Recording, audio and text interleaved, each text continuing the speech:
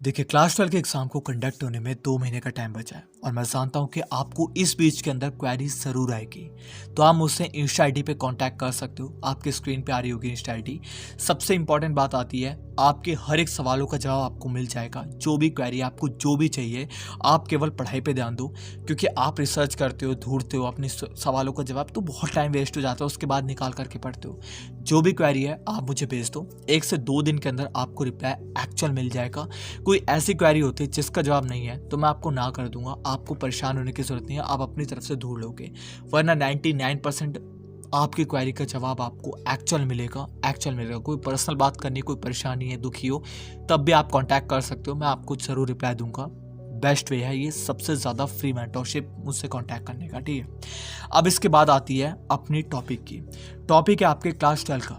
Class 12 के 2 batches मैंने पिछले 2 सालों के अंदर निकाले हैं। अब सुनना मेरी बात, काफ़ी ज़रूरी बात करने जा रहा हूँ। इन 2 सालों के अंदर यूट्यूब पे आपका ड्रास्टिकली बहुत बड़ा चेंज आया है। पहले क्लास 12 के जो यूट्यूब चैनल थे वो काफ़ी ज़्यादा कम थे, सबसे ज़्यादा फोकस था क्लास 10 पे।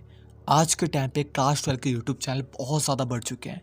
इसी वजह से आपके मार्क्स इस साल बहुत ज़्यादा कम आएंगे, क्योंकि जितने ज़्यादा चैनल्स हैं उतना ज़्यादा आप कंफ्यूज होगे। मेनली कन्फ्यूज़न का कारण क्या हो सकता है, एक जगह आपको इंपॉर्टेंट बताया जा रहा है कि ये इंपॉर्टेंट है, एक जगह आपको इंपॉर्टेंट बताया जा रहा है कि यार ये इंपॉर्टेंट है। एक बंदा कह रहा है कि मैंने इस कोर्स को निकाल दिया, आप इसको बाय कर लो, वहीं पर आप लोग बह गए, क्योंकि आपको लग रहा था कि ये बहुत अच्छे भैया हैं, अब ये पेड कोर्स लिया, मैं मम्मी से कैसे बोलूँ, क्योंकि मैं जानता हूँ सबकी कंडीशन क्या होती है। भाई मैंने फील कर रखा है, 200-300 रुपये की बात है, बहुत आराम से कह दिया जाता है, लेकिन वो 200-300 रुपये काफ़ी इंपॉर्टेंट होते हैं, जिसको बेस्ट जगह डालना इंपॉर्टेंट है, ठीक है। तो मैं आपको सबसे पहले टिप दूंगा, कोई भी चैनल आप फॉलो कर रहे हो वो अपने अभी कैटेगराइज कर लो, इम्पॉर्टेंट, मोटिवेशन के, या फिर आपको लेक्चर्स वाले जो भी चैनल्स हैं उनको अभी कैटेगराइज कर लो। अगर लगता है कि यार इन्होंने पेड कोर्स निकाल दिया, अब मेरा इनसे कोई फ़ायदा नहीं है, आप बिलखिलाओ मत ना, उसके कमेंट में उसको रिक्वेस्ट करो, कुछ नहीं होने वाला। आप दूसरे किसी भी बेस्ट चैनल पे चले जाओ, आपको वहाँ पर बेस्ट लेक्चर मिल जाएंगे। नहीं होगा तो मैं आपको प्रोवाइड करने की कोशिश करूँगा, बता दूंगा कि कहाँ पर आपके बेस्ट लेक्चर हैं, जहाँ पर आपको फंसना ना पड़े कि बाद में कोई कोर्सेज निकल कर आ जाए। दूसरी बात, टेस्ट से पीछे मत भागो, प्लीज़ आपसे रिक्वेस्ट कर रहा हूँ। आपके पास जो भी टेस्ट आता है, आपके पास जो भी सैम्पल पेपर आता है, प्री बोर्ड आता है, उनसे पीछे मत भागो। जितना पीछे भागोगे उतनी अपनी एक्चुअलिटी को नहीं समझ पाओगे, क्योंकि टेस्ट आपको यही बताता है कि आप इस टाइम पे कितने पानी के अंदर हो। बहुत सारे बच्चे ऐसे हैं जिन्होंने सैम्पल पेपर को बाय कर चुके हैं, लेकिन वो लगा नहीं रहे, क्योंकि डर रहे हैं कि यार एक बार सिलेबस कंप्लीट हो जाए। तुम लगाओ, फेल होगे, कम मार्क्स आएंगे, देखा जाएगा, बात की बात है। नहीं है तुम्हारे पास तो तुम PW के क्लास 12 के सैम्पल पेपर को बाय कर सकते हो, क्योंकि इसके अंदर आपको 30 सैम्पल पेपर मिल जाते हैं, जो कि अलग अलग सब्जेक्ट के अलग अलग है। फिजिक्स का एक के अंदर ही है, केमिस्ट्री का, मैथ्स का, बायो का, इंग्लिश का, जितने भी आपके सब्जेक्ट हैं वो एक किताब के अंदर सैम्पल पेपर के फॉर्म में आपको मिल जाएंगे। प्रैक्टिस की बात करूँ तो क्वेश्चन आपके एक्चुअल में प्रीवियस ईयर को एनालिसिस करने के बाद जो सिलेबस से हट चुका है, जो आपका आने वाला है, वही इंपॉर्टेंट आपके इंक्लूड करे गए हैं। तो प्रैक्टिस के लिए, सैम्पल पेपर के लिए बेस्ट किताब है, आप बाय कर सकते हो। इसके अलावा अलग अलग किताब खरीदने की ज़रूरत ही नहीं पड़ेगी।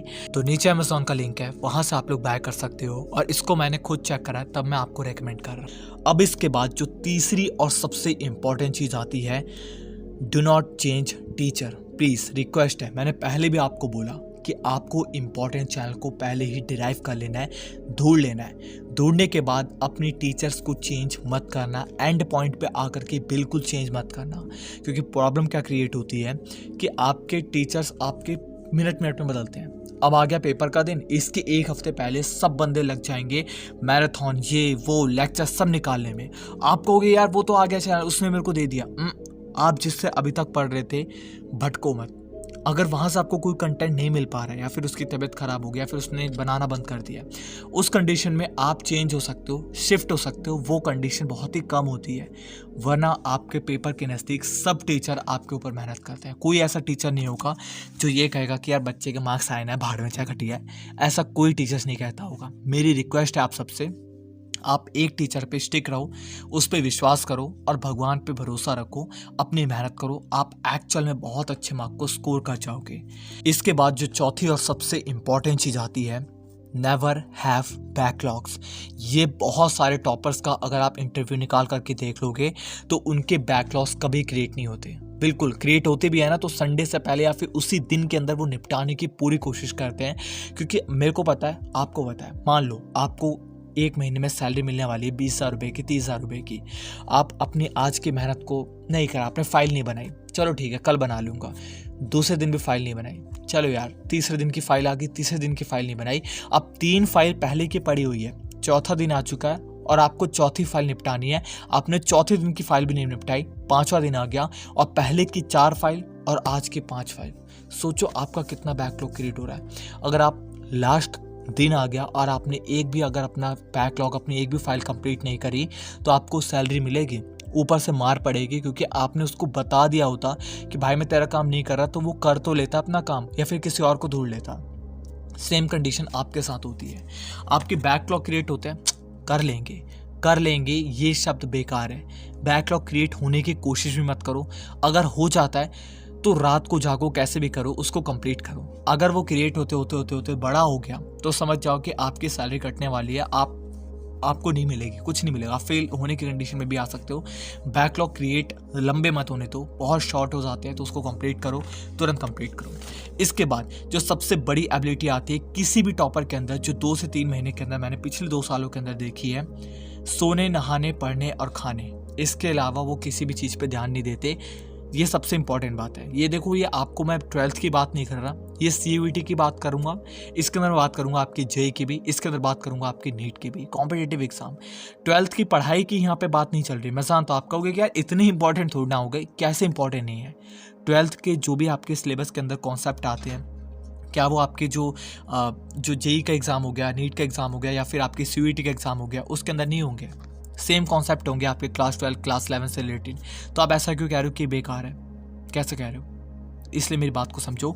सोने, नहाने, पढ़ने और खाने, इन चीज़ों के अलावा अपने टाइम को वेस्ट मत करो किसी भी ऐसी जगह जहाँ पर आप जान रहे हो कि यार यहाँ पे टाइम वेस्ट हो सकता है। इसके बाद एनालिसिस करो, सबसे ज़रूरी है।